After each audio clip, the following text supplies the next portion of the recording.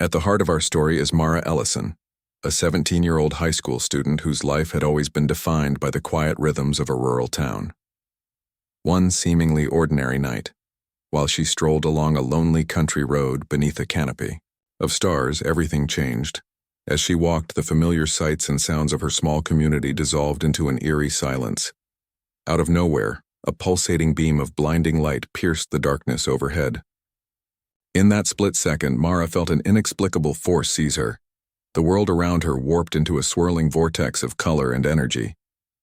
In an instant, she was ripped away from everything familiar, a life she had only just begun to shape, and thrust into an unknown fate. Mara awoke to a cold, unfamiliar reality. Rather than being cradled by the comforting darkness of the night, she now found herself inside a stark, sterile chamber, lit by an unsettling blue luminescence. The room was part of an alien vessel, whose sleek design and advanced technology defied all of Earth's explanations. In this otherworldly setting, Mara was not greeted by warmth or solace, but by creatures whose presence exuded both clinical detachment and hidden menace.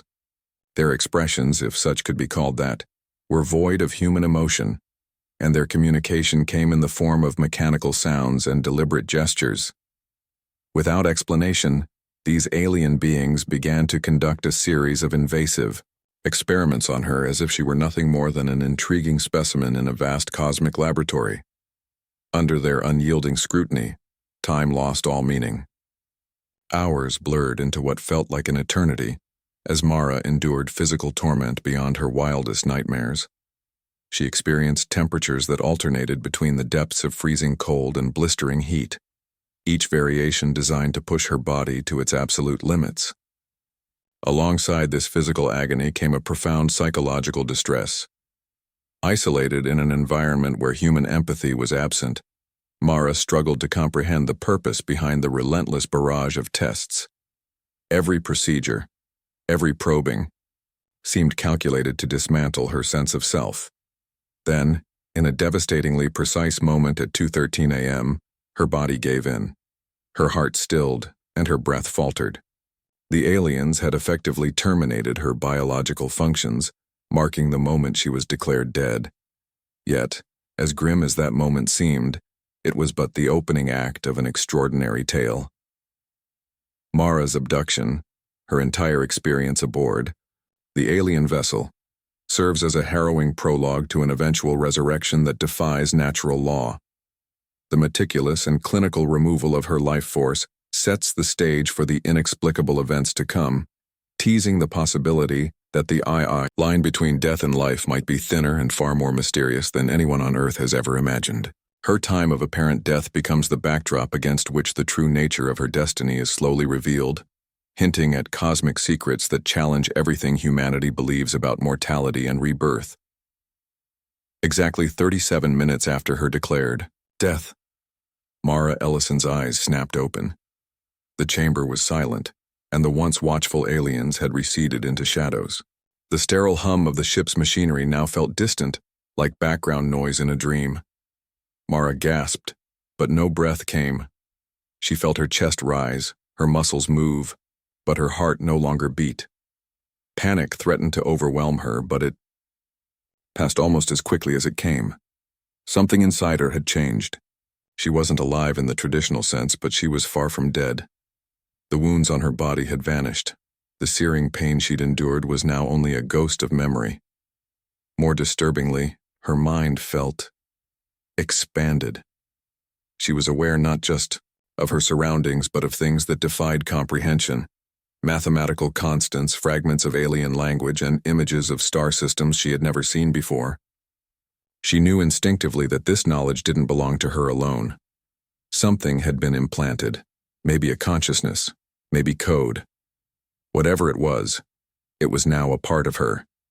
She stood, trembling not from fear, but from sheer disorientation.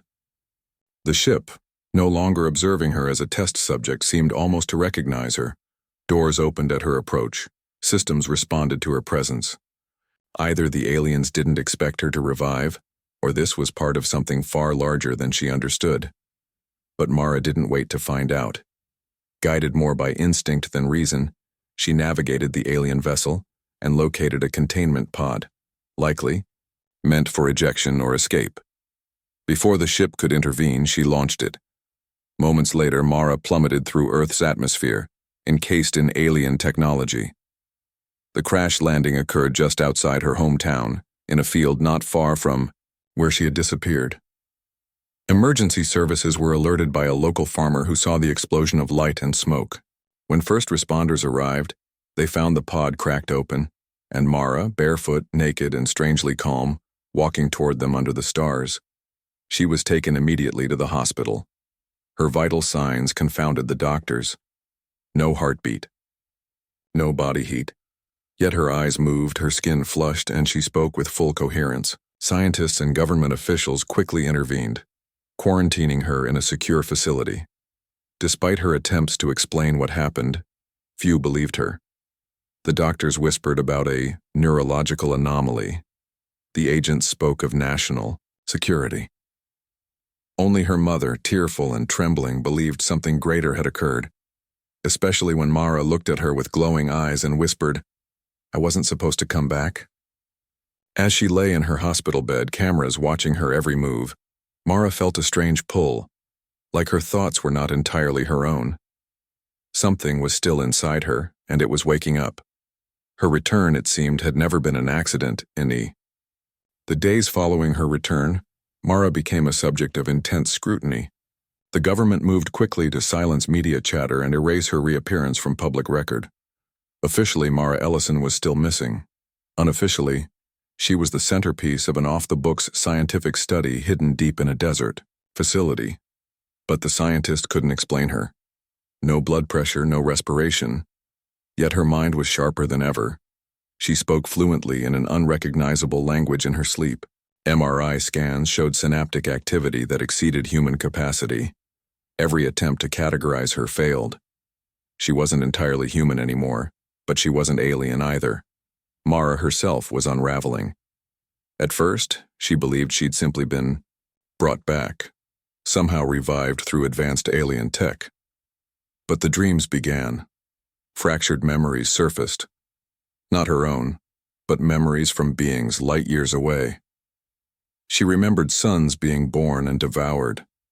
She saw planets teeming with life, torn apart by war, and others left in peace under a silent code of observation. And through it all, one image repeated. A black spherical object orbiting a dead star, something ancient and watching. Then, the voices began, not hallucinations, messages, echoes, direct communication and pulses of thought. Something inside her had awakened, and it wasn't just knowledge, it was intelligence. The aliens hadn't just experimented on her, they had used her death as a vessel. During those 37 minutes, Mara's consciousness had briefly left the physical realm, drifting into a dimension that human science couldn't explain. And something from that place had followed her back.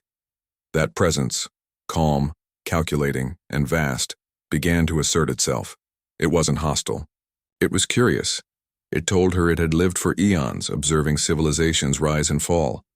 It had no name, but it referred to itself as the Bridge. The aliens hadn't expected her to survive possession. She wasn't meant to carry this being. But something about Mara, her mind, her emotional resilience, made her the perfect host.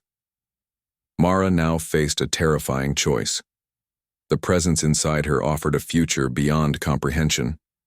She could become a new kind of life form, an interstellar ambassador, capable of understanding and even communicating with higher dimensional species. But it came with a cost, her humanity. Each day she felt it slipping. Her emotions dulled, her memories faded, and her body began changing in subtle ways, skin slightly luminescent, eyes adjusting to unseen spectra. Meanwhile, the aliens returned, not with warships, but with emissaries. They hovered above Earth's orbit, silent and waiting. They hadn't come to retrieve her. They had come to study what she had become. She was no longer a subject of experimentation. She was now a bridge between two forms of existence, biological and transdimensional. And they feared her. In the eye and Mara stepped outside the facility.